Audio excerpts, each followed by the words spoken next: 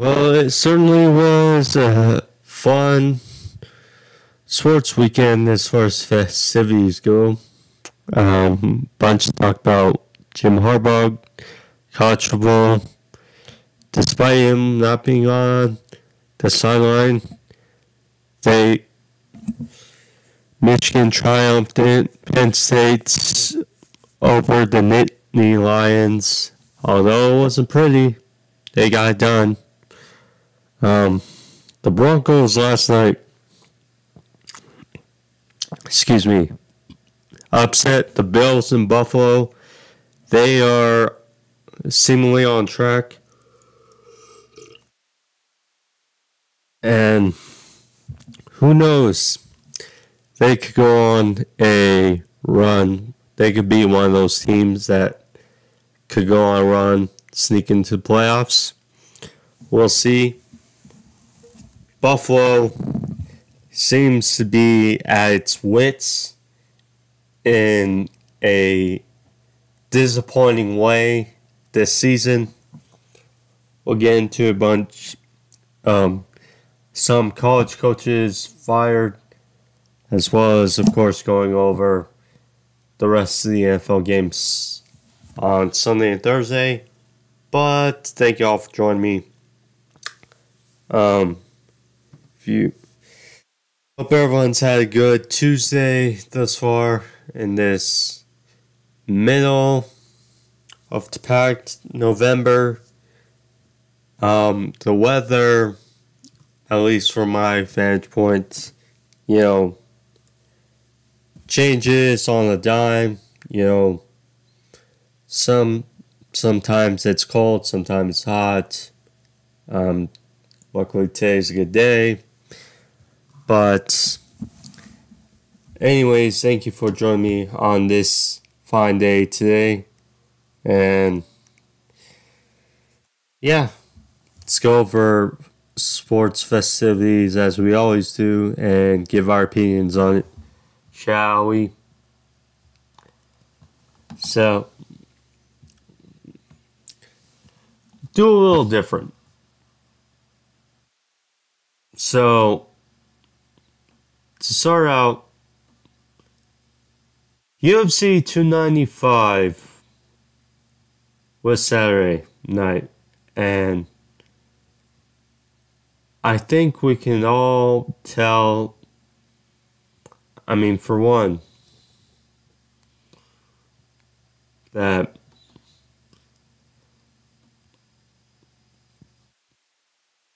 without John Jones, without Stipe, although Stipe was there, just not fighting,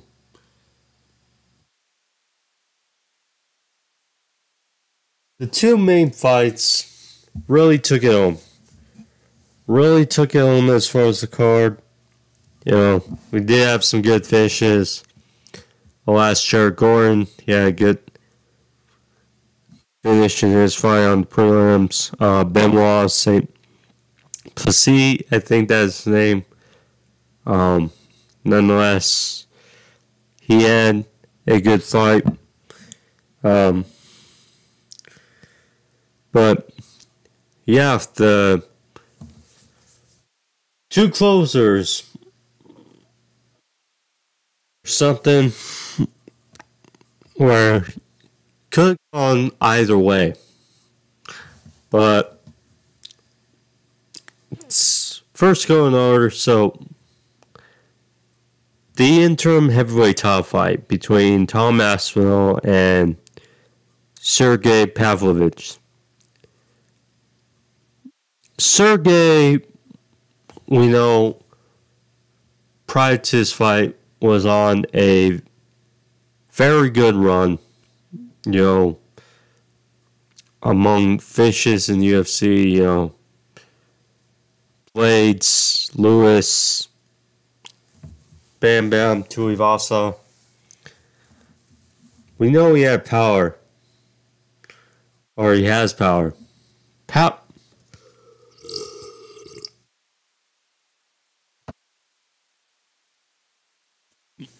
Aspinall, there's always a case of, okay, everything to win and nothing to lose. And Aspinall, in a way, had that factor going into the fight. You know, number 1 versus number 4 in the heavyweight division. You know, I think he said to Michael Bisping after the fight, saying like his son told him that, you know, he's number 1, you're only number 4. But nonetheless, Aspinall came to play and came to fight, and he got it done. I mean, thing always with MMA fights, it only takes one good shot, and he can put anyone on their rear end. And in this case, so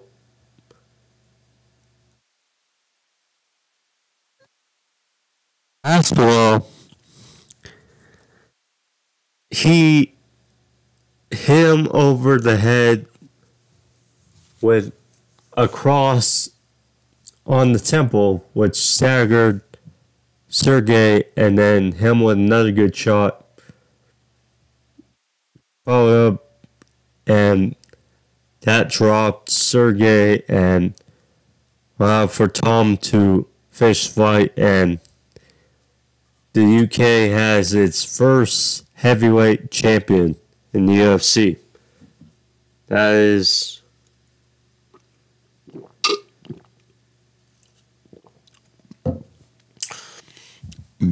certainly interesting. So, Bisping won at middleweight.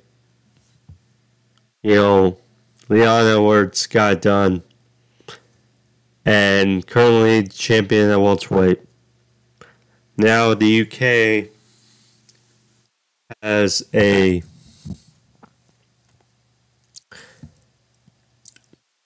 heavyweight champion.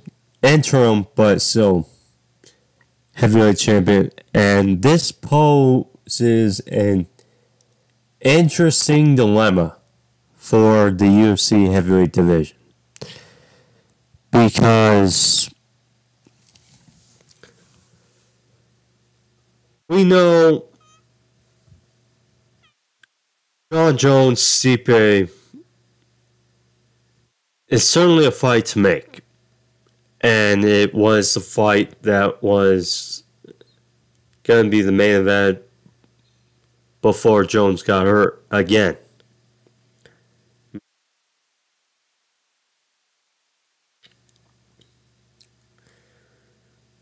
With Tom winning the interim title, poses a couple things. It's like,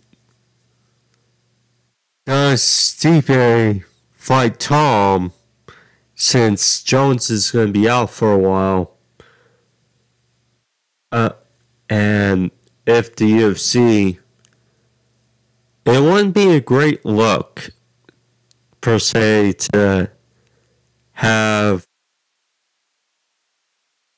Stipe bypass Tom, and automatically we get Jon Jones and Stipe just right after the fight. So, potentially, does Tom fight Stipe, or does he fight someone else? I mean, does Stipe just say, okay, he wants to fight Jones, no one else? I don't know, it's thought, but at the same time, Stipe, he's been on quite a layoff as well. So, poses a tough question of what does Tom do next? What does Stipe do potentially next? I mean, there are some interesting fights to be had for Tom at heavyweight. I mean, you could do a rematch with Sergey, could do a fight for Cyril Gain, which obviously called him out. He was called out. Jane Almeida, that's a fight as well to be made. You know, number of fights, a rematch with Volkov. There are some interesting fights at heavyweight. And I mean, Sergey, if he does get a rematch, I'm sure he'll be back. But yeah, great win for Tom. I mean, yeah, it was unfortunate his injury after his big win over Volkov. Kept out for about a year. And then flashed and beat Tabora right off the bat. And then gets this big opportunity against Sergey. Knocked it out of the park. Now the main event, which is now the new main event. So, between former light heavyweight champion, Yuri Prochazka versus the newcomer to the 205-pound division, and Alex Pereira. Only his second fight at 205.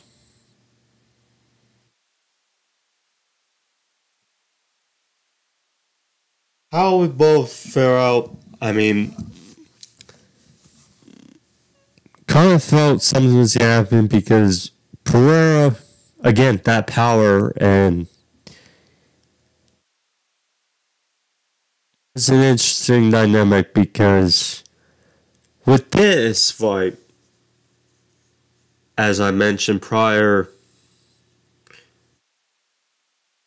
they both have a handful of experience. Pro style and MMA and UFC for that matter. So how would this one fare out? Yuri knows he wants his belt back. I mean, the light heavyweight division with titles has been weird as late, with Yuri vacating the title and then Jamal Hill vacating the title. So we got this fight here, and ultimately it was Alex Pereira come down on top as he finished Yuri, and I can tell why the finish was controversial this zone. I can see why. Because so what happened was Yuri was going for the kill. He was going in very ferociously at Pereira, going up against the cage with some shots, missed, and basically kept his chin and face up, allowing for basically no defense, leaving himself open, and Pereira caught him after a couple shots, and Yuri looked like he went to clinch, try to go for a takedown, just try to protect his head, and then Pereira caught him with some elbows, and then or some shots and some elbows, and then Yuri fell back, and then shortly after Pereira was out, and then there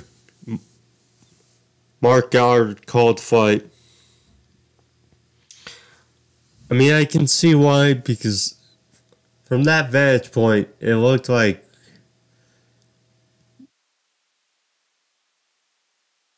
it didn't look like Yuri was completely out. And it felt kind of abrupt. So I'm not saying that we'll lost the fight. I'm just saying that from that vantage point, I can see why people thought it was a abrupt finish. It was an early stoppage. But nonetheless, Pereira won, and he makes history as a 2-division champion in the UFC. You know, won the middleweight title just a number of fights ago, stopping Adesanya. Ultimately got knocked out in the rematch, but after that, beating Jan and now beating Yuri. Great job for Pereira. And after the fight, he called out Adesanya for a trilogy, saying, "Come to daddy," hence telling him to come to light heavyweight. I mean, it's unfortunate because he lost to Strickland, so you can't do a champion for champion fight. But so Adesanya, if you were to get a title shot, he would have to win a fight or two at light heavyweight to get a crack at Pereira. But nonetheless, certainly an interesting motive for light heavyweight division. And a number of fights made up for Pereira going forward for the division. Again, you could do a rematch. Jan Blachowicz is going to do a rematch versus Alexander Rakic from that stoppage fight when Rakic got injured. They're doing that rematch next month, so you could do him. Magomed Analenkov, top 5. You could do fight with him as well. Of course, you got the former champion Jamal Hill. There are a couple fights to be made for Pereira going forward at 205, but yeah, great stuff for Pereira. At only just a handful of fights in the UFC, is now a 2-division champion, or has won chip in 2 weight classes.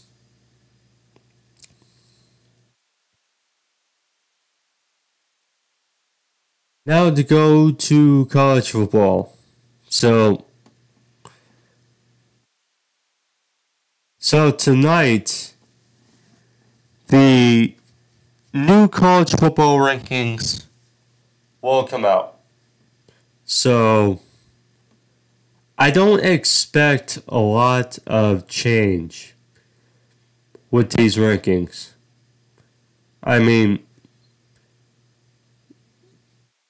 potentially we could see Ole Miss drop out with their loss to Alabama. Penn State moves down maybe. But I don't expect too much. Now at the top, I mean, I love Oregon. They held off UFC or USC, and you know, personally, I could see them in the top five. Um, Michigan, whether you like them or not, their schedule, they did beat top 10 Penn State, and you know, people may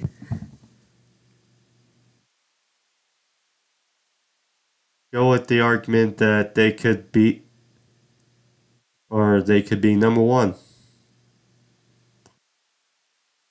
It's certainly a thought.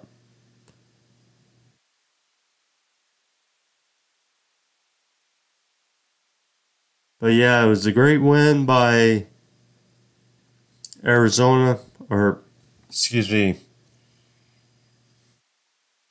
Ole Miss lost to Georgia. Excuse me, Georgia, but that was so fun. Game for how it started. Colorado lost again, fourth straight. They lost on the final second field goal by Arizona in Colorado. So where to? They could still make a bowl game, but they would have to win out their last two.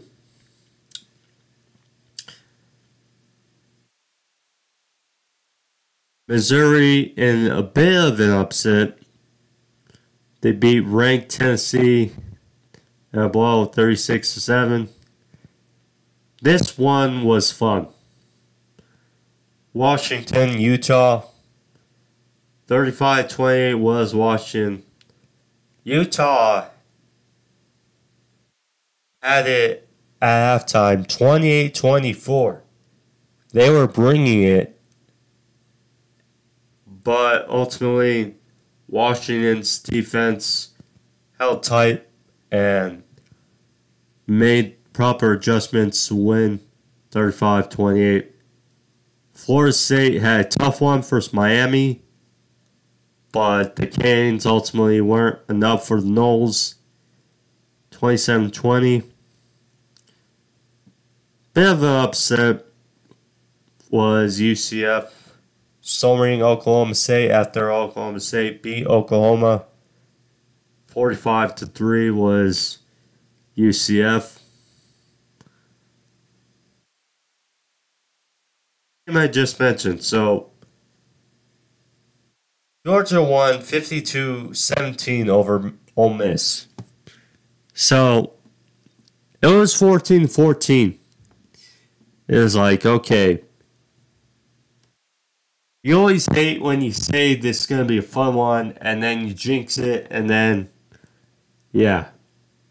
But after it being 14-14, looks like it's going to be a fun one. Looks like the Rebels are going to give the Dogs trouble. It was 28-3. Yes, Atlanta Falcons, there we go. Or 38, excuse me. Yeah, 38. Not Atlanta Falcons, okay. And Brock Bowers, game time decision, but he was back, made a few plays, good stuff for him. You know, good for the Dogs. Texas, Quinn Ewers back, but it was a bit ugly as they won 29-26 over TCU. They got it done. Their hopes of making the playoffs still very much alive. Jalen Daniels. Not sure what to say, but wow. 600 total yards by the LSU quarterback. This was a fun one until right at the very end, but LSU won 52-35 against Florida. And then, as I mentioned, Oregon held off USC 36-27. Bo Nix should really be talked about as a Heisman candidate. I mean, something to see. Great for him, the way he's changed himself since Auburn days. Yeah, great to see.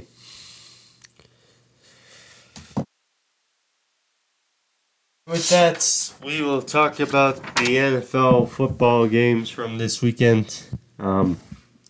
Some fun ones. Final international game of the season. But yeah, some fun ones. Some fun finishes. 6 walk-off field goals. Entirety of these games. Great to see. From some thrilling finishes. So with Thursday, basically the Bryce Young, no one pick, DJ Moore, bench game. Chicago won 16-13. You know, for a while it was a sluggish game, but over time, Chicago made more plays on the stretch and got ahead. Bryce Young, we can tell, it's a bit of a struggle. It is certainly a struggle. Yeah, we can definitely say Bryce Young has been struggling. I mean, he does make good throws, and you do see the glimpses of him being, no one pick, why it's so high. But at the same time, in all honesty, he is struggling this season. I mean, based on the season alone, we can see that CJ Stroud is looking more like the number one pick than Bryce Young is. Now, I will say that Stroud has better weapons and offense around him. I mean, do have Tank Dell, you do have Nico Collins. Both guys have been coming along strong this season. Damian Pierce, when he is healthy. Then Singletary, that's a good 1-2 punch. The offensive line, you can tell is leaps and bounds better than the Panthers O-line. Dalton Schultz is a capable tight end, so yeah, I will say that Stroud has better weapons in Houston, but nonetheless, he is looking much better than Bryce Young has been. Now, in the end, Panthers had a drive down 3 at the end to potentially tie or take the lead to win the game. And few questionable calls, I think we can say, as they were in range, and specifically the one to hop on the most. Okay, You're in range. It's 3rd and 10, 59 yards. You throw it deep. Incomplete. On one hand, I get it. But at the same time, besides one deep play, they did not really execute on big plays on Thursday night. So,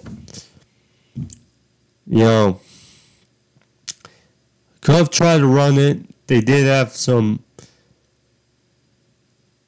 Their more success was run the ball. And they could have gotten a few yards to get from A. Pinheiro to at least make it a more manageable field goal, or get close enough to the point where you could go for it on 4th down. But anywho, they went for 59-yard field goal, didn't get it. Bears win. It was like a double whammy because, of course, with Bryce Young, DJ Moore trade,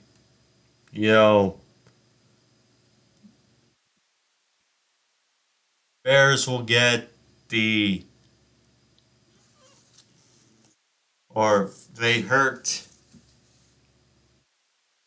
basically helped their pick that they own of the Panthers, and they got the win. Tyson Bagent won his second start, or his second win as a starter. He didn't do much, but he did enough to get the win. So good for him.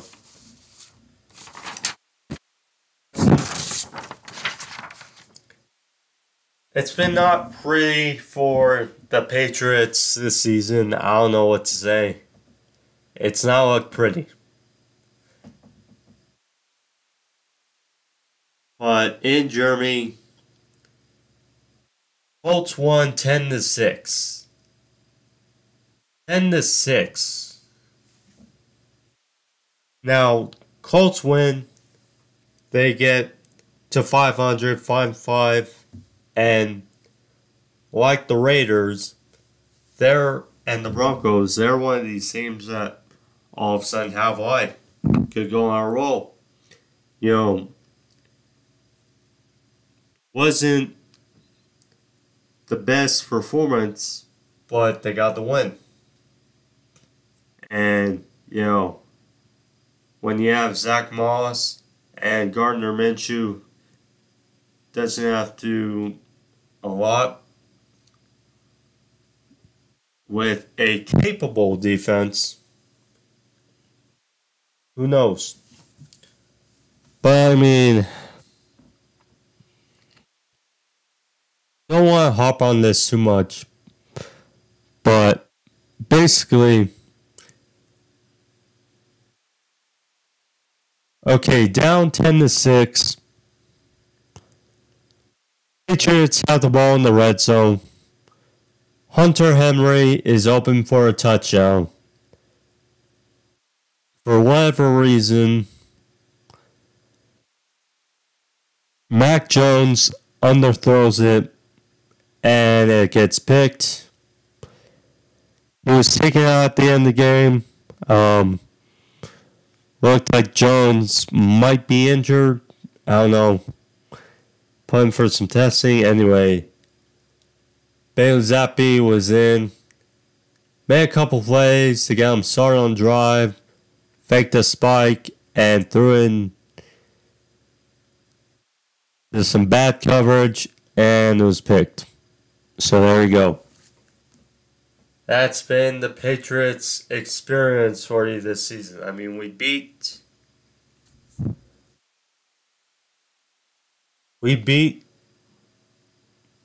the Jets in a defensive slugfest, and then now thinking about it, the Bills win was much more reasonable because of how disappointing the Bills have been this season. So, anywho, we'll see. Play the Giants next, so see. I mentioned the 6 game-winning field goals of the NFL this weekend. Well, this was the first. Browns won 33-31 in Baltimore. What a comeback. Down 24-9, then 31-17. Deshaun Watson had a terrible first half. Then the second half, he probably rolled it or something, but doesn't look like much of an ankle issue. Anywho, he's perfect in the second half. People were harping on, they're still harping about Deshaun Watson. And I get it, but Deshaun had a perfect second half. That really, that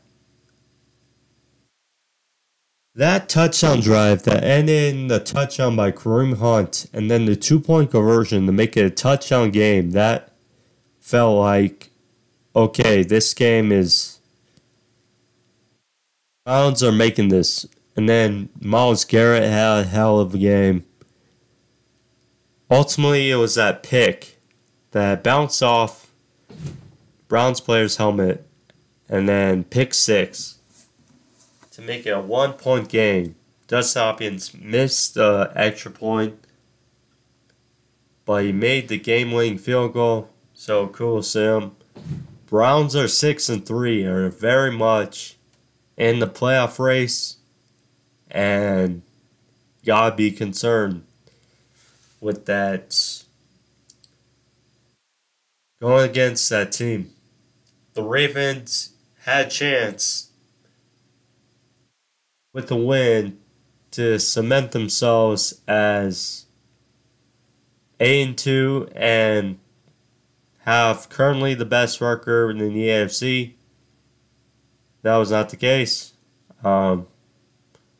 Kind of let this one slip away, but close to the Brownies, and the AFC North is looking very, very fun, as we expected. Part 2 of the 6 game-winning field goals. C.J. Stroud, who I mentioned earlier, won in Cincinnati, 30-27. I cannot praise C.J. Stroud enough for what he's done the last 2 weeks. Him and Josh Dobbs been playing basically the best out of anyone the last 2 weeks. And it's great to see. But yeah, for a while this was an ugly game. The Texans the defense came to play. They were controlling. Joe Burrow and the Bengals try to make a late comeback. 2 picks. But still tied it at the end, but C.J. Stroud with ice in his veins, 1.5 minutes left, got it done. With a backup kicker, Matt Amendola.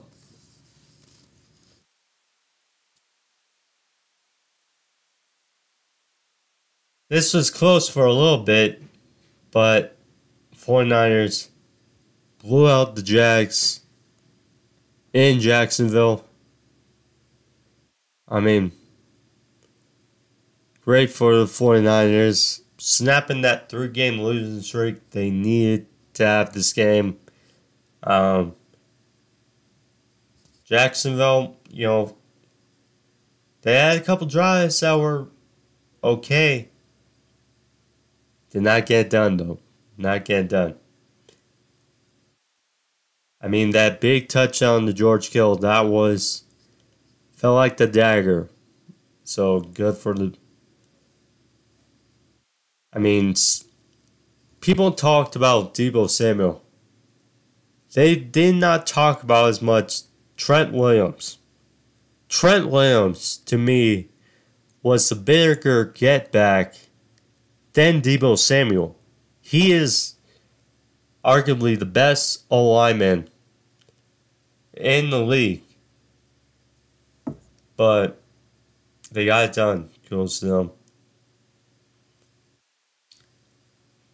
Josh Dobbs, I mentioned, 2-0 in this experience.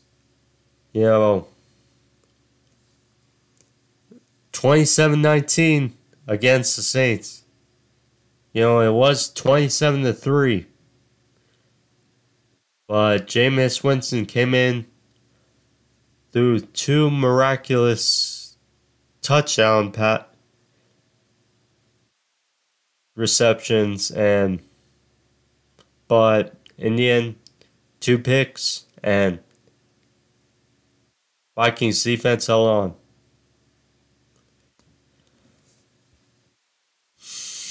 This is crazy. I was 1 point away from the exact score in this game. I predicted 23-18, and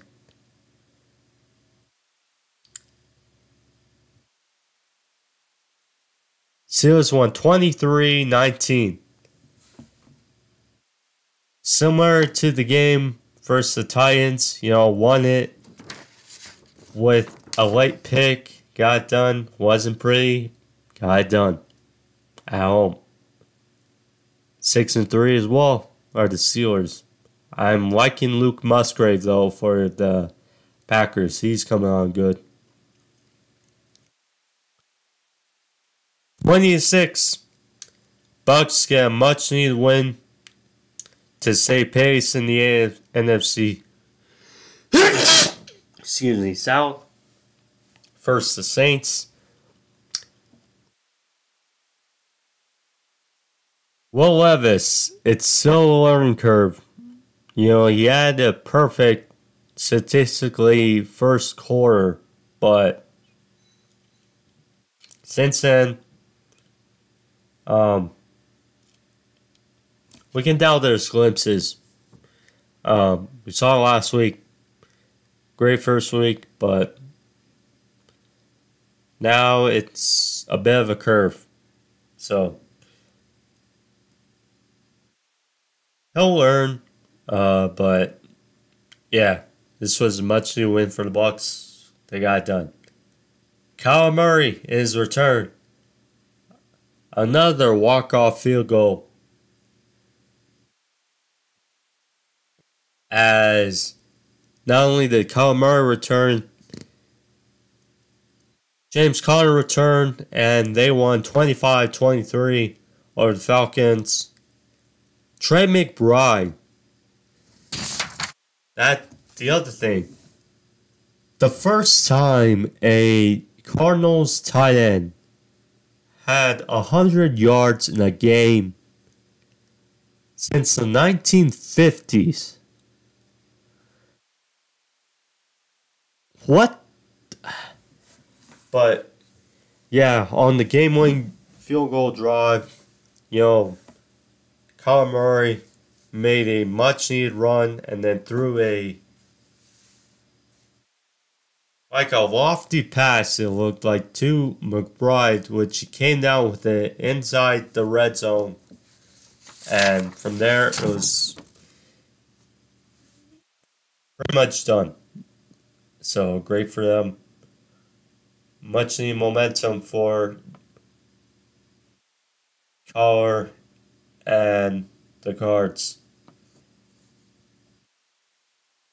Game of the day, I would say.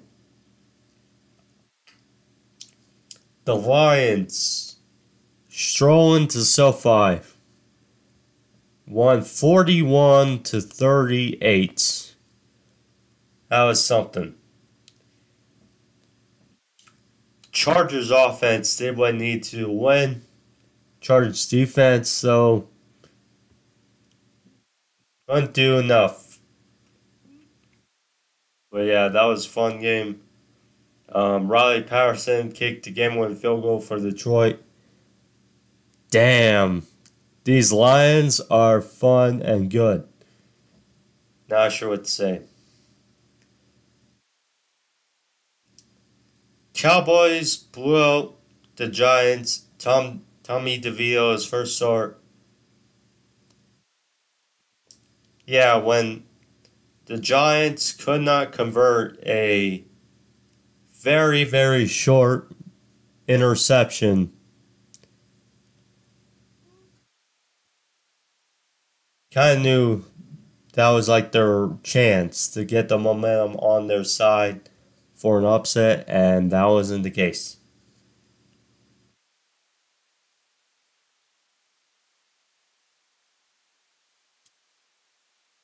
Another walk-off field goal as Chargers beat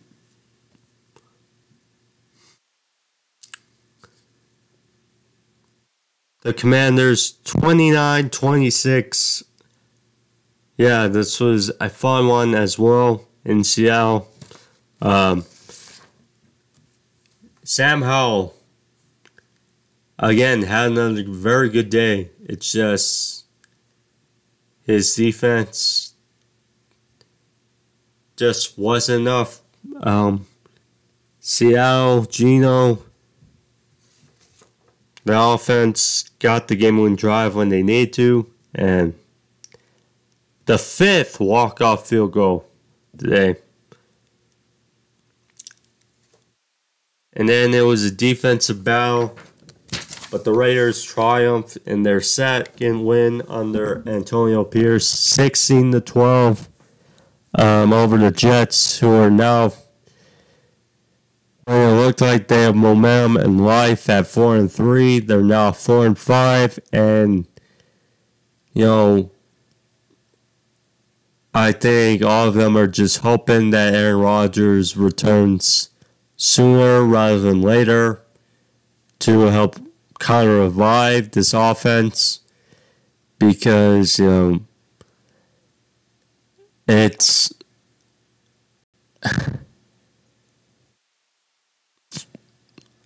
for a while it looked like the Jets may pull this out, but and O'Connell, it wasn't pretty, but Raiders stayed devoted to the run. Josh Jacobs made some crucial runs, and that touchdown to Michael Mayer, followed by the pick by Robert Spillane, ultimately were the daggers out. Now, Zach Wilson and Jets still had potential for a Hail Mary, but did not fall into place. Raiders 5-5.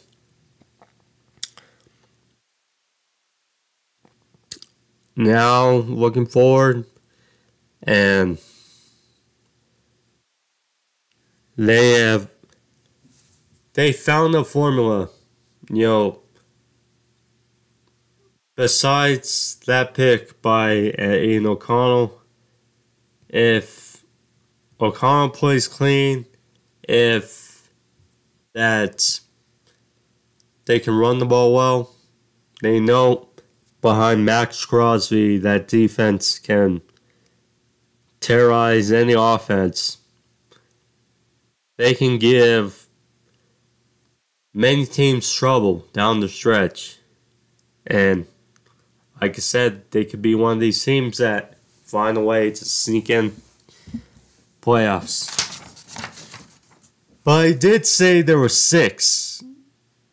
walk-off field goals this weekend. And the Broncos found a way in Buffalo. Even though they got 4 turnovers and the Bills seemed like somehow they were going to still pull it away and get it done, the Broncos got it done.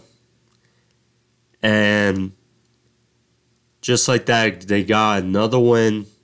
Russell Wilson played much. Russell Wilson, we could see with a few of the plays last night, he looked like old Russell Wilson. You know, that Houdini throw that Son came down with in the end zone, those flip passes for first downs. Russell Wilson, I mean, it wasn't a big statistical day, but Russell got it done for the Broncos. And now, first, so it was a pass interference call that really set up the Broncos to win with game-winning field goal. And then they kicked the field goal.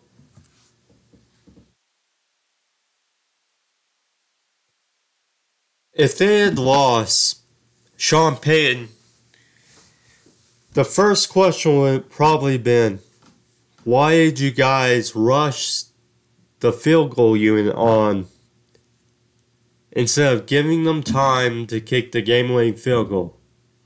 Yes, I know Will Lutz missed it on the first attempt, but that would have been the first question. Why did you guys not give them time to kick the field goal? Not once, but twice. Once at the end of the second half, and then once at the end of the game. And then after Will Lutz missed the field goal, the Bills were penalized with 12 guys on the field. 12 guys. 11 around the line of scrimmage, and then 1 in the back. I mean, special teams gotta have it where. I mean, even the players gotta be like, okay, 1, 2, 3, 4, 5, 6, 7, 8, 9, 10, 11. Okay. All good. Nope. Broncos got a second chance. Made the game-winning field goal. Broncos 4-5. Got a chance. Got some life. Russell, we know it was awful last year. But Russell now, through 9 games, has 19 touchdowns. Not big with statistics, or passing yards, but he's been efficient. You know, the defense has been better as well, statistically. That's the Broncos side. The Bills side, it's like very disappointing to see how the Bills, they're a team many expect as a Super Bowl contender. Josh Allen, we know how good he is. We know he can make every throw. But 4 turnovers were really the key, the Achilles heel for them in that loss. I mean, for a while, they couldn't catch the ball. Don Kincaid miss. Um, they dropped the ball that ultimately was a pick. I mean, James Cook fumbled, set up short field for Broncos. You know, there was another fumble on exchange. Josh Allen threw a pick at the end of the first half, trying to force something, which led to another 3 for the Broncos. I mean,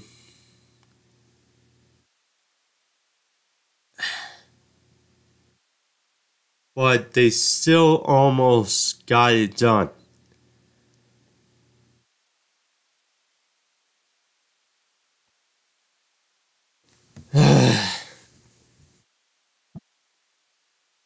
Like I said, and here's the thing. They did, if you take out the picks, they did it right with the offense. They ran the ball very well.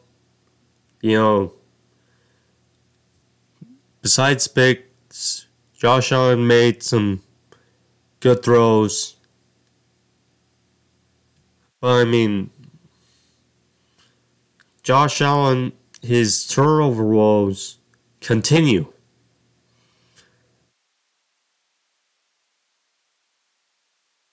You know,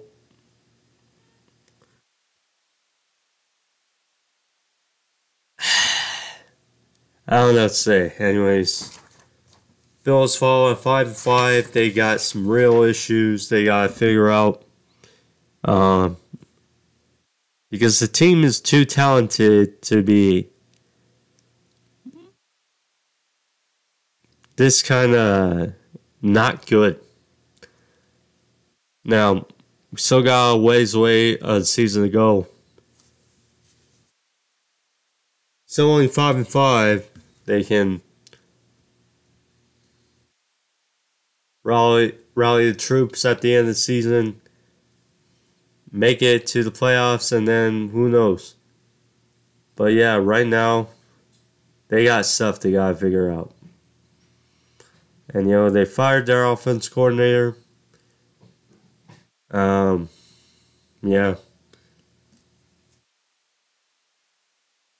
Yeah. But anyways, guys, that's the part 1 of Sports City Topics. Part 2 will come out on Thursday. But alas, thank you guys all for joining me today for recapping the sports festivities of this past weekend.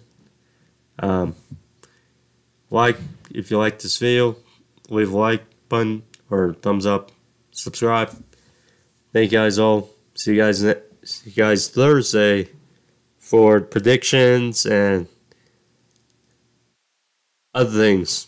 Talk about some basketball as well. I like to spread things out a little bit. So, yeah. See you guys next time. Or Thursday.